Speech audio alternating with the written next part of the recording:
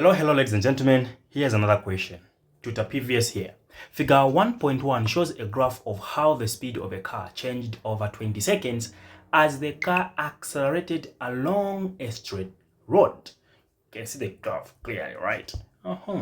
So, these are free questions. They are free mark questions. When you see them, don't even start struggling because everything is based on the graph.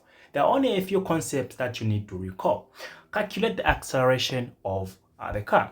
We know that acceleration is actually the change in velocity over the change in time, which we're calling v minus u over t2 minus t1, meaning our job is to locate v, u, t2, and t1. Now, acceleration is only obtained when a line is going up there. If the line is coming down here, it's also acceleration, but it's now negative acceleration. So, the value of the acceleration in this line there is actually constant. Why? Because that's just a slope. That's a gradient. And the gradient in a straight line is the same regardless of the point that you pick. So our initial velocity is actually 0. And our final velocity is where the line is ending there, 25. And our change in time, this is our time 1 here. And that is our time 2 because that's where the line is ending. So we have 25, 0 over 20, 0, giving us 25 divided by 20. Let me get my calculator here. By 20, I'm getting 1.25 meters per second squared. Because the speed here is in meters and time is in seconds, we are correct in terms of units.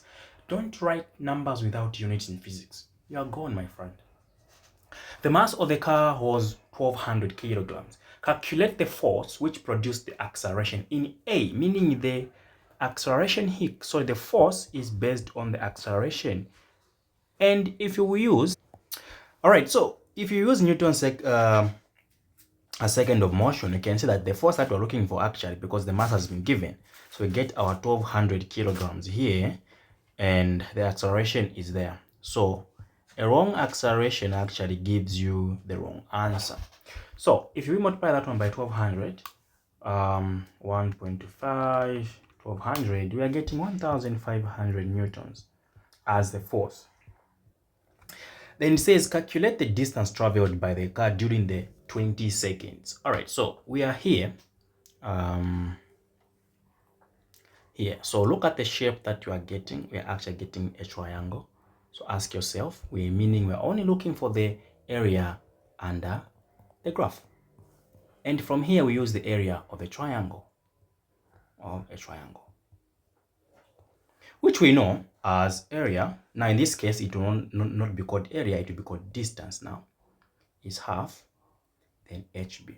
Now, in our case, our height is actually here. From there to there. Meaning from 0, not from 20, but from 0, because this line velocity is 0, all the way to there, which is 25. We have half multiplied by 25. Then the breadth is from 0 all the way to 20. So 20.